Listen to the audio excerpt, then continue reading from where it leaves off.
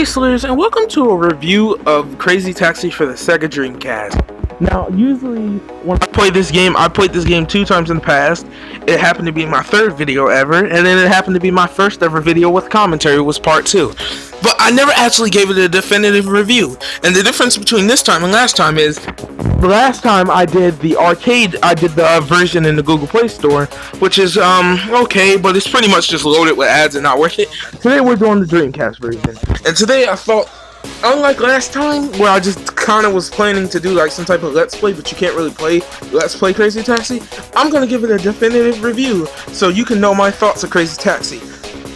And the first thought of Crazy Taxi, this game screams childhood for me. Now, if you don't know, right, back in the day for the Xbox 360, there was this rare collection of Dreamcast games. It was, you would get Sonic Adventure, Space Channel 5 Part 1, Crazy Taxi, and Sega Bass Fishing, all on one disc. This collection is pretty freaking rare.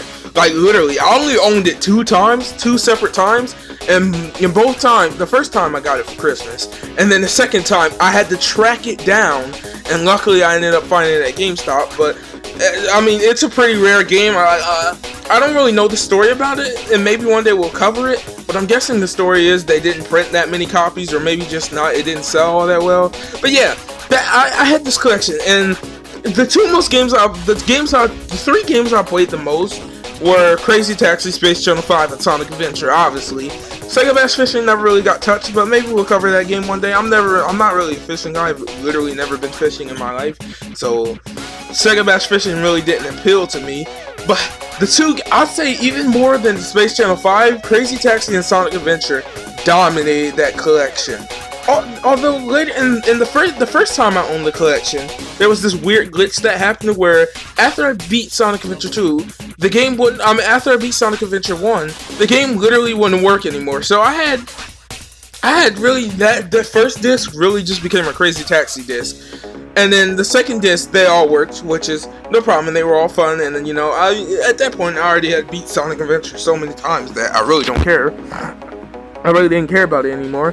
I'm sorry, my sinuses are acting up today, but let's go ahead and give this game a dedicated review. Crazy Taxi has to be either the most played, like I said, or the second most played game on that disc.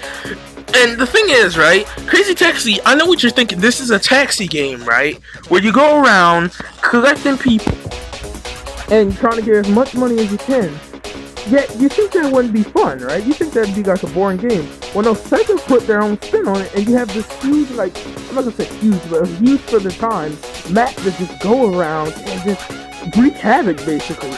Think GTA, but without you being able to get out your car. Like, honestly, and I'm gonna tell you the truth. 9 times out of 10, I have more fun actually just going in and just wreaking havoc than I do than actually enjoying the game and playing the game. Which, don't get me wrong, the gameplay is awesome. This is a great concept. And then there's been a lot of imitators over the years, but they never really stuck and never really had the gameplay that Crazy Taxi managed to have. And man, I mean, this game is just so fun.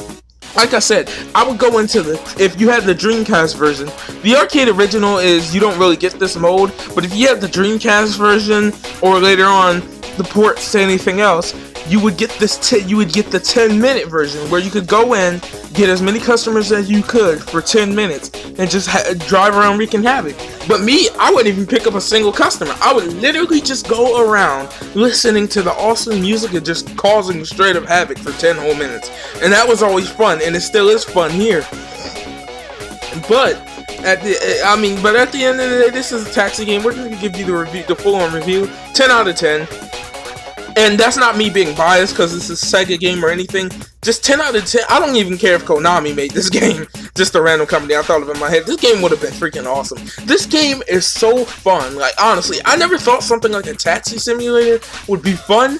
But with Sega behind the helm, or anything, they can make anything fun, literally. They could probably even make Sega Bass Fishing fun, which the music in that was good too. But the gameplay here is just so memorable.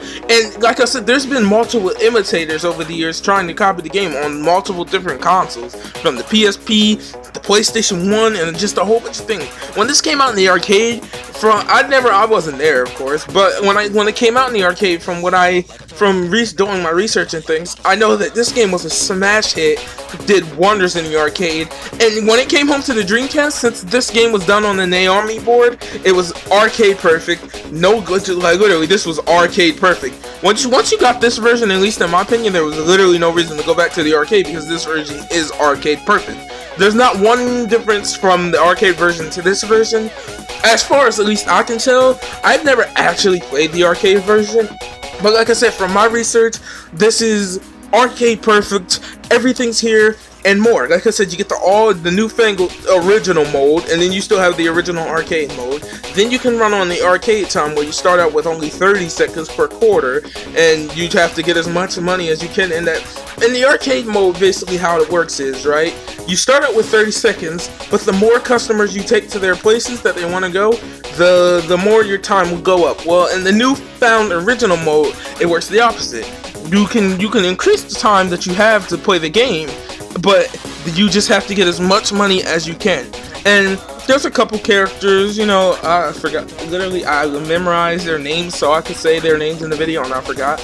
But basically the only character that really matters, and I'm sorry all you guys who like the other characters, basically the only character that really matters is BD Joe, if we're being honest here. He's the best character. His taxi's awesome. He's literally the greatest Crazy Taxi character of them all, like honestly.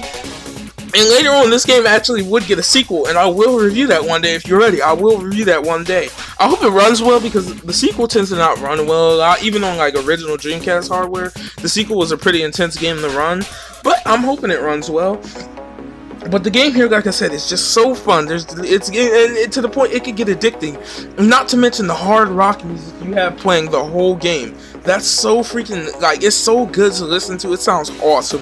Like, I like every single track here. Like I said, I would just go in the 10-minute mode just to listen to the tracks, because I like all the tracks here. And you would hear them playing in the background, but at the end of the day, Sega doesn't actually own the tracks of it. While Sega themselves won't really copyright you, Sega, the people who own the tracks to the Crazy Taxi music, will copyright you. And I mean, I guess they really don't care, because 9 times out of 10, this is one of those games that you think would be left behind in the arcade because it uses copyright music, but no, I mean, Sega does release this game in a lot. You can find this in a lot of places, from the 360, the PS3, like the aforementioned Dreamcast collection, to on mobile, like I said. So Crazy Taxi is one of Sega's like breakout franchises, right? But guys, from what I can tell, they haven't released anything in the series for a long time besides not the mobile port that actually came to mobile. There is a standalone mobile game they did release for Crazy Taxi, and even that was a couple years ago, maybe 2016. So really, Sega as a whole hasn't really done much with the series. But I mean, I would love to see a return to this series, and maybe a more, I don't know, more like advanced style. How do you advance a taxi game? Don't ask me. Maybe they don't even need to advance it. Maybe they just need more of the same. I would love like an open world game like it is now, right? With like missions where almost similar to like games like I already said, Grand Theft Auto and the Driver series, but you don't need to get out your car for the game to be fun. Maybe you could just have just standard missions. Like, what if let's just say the company that BD Joe and them work at has a rival company come up and try and steal their business. But at the end of the day, this game is a 10 out of 10. I hope you enjoyed, and until next time, see you, Slayers.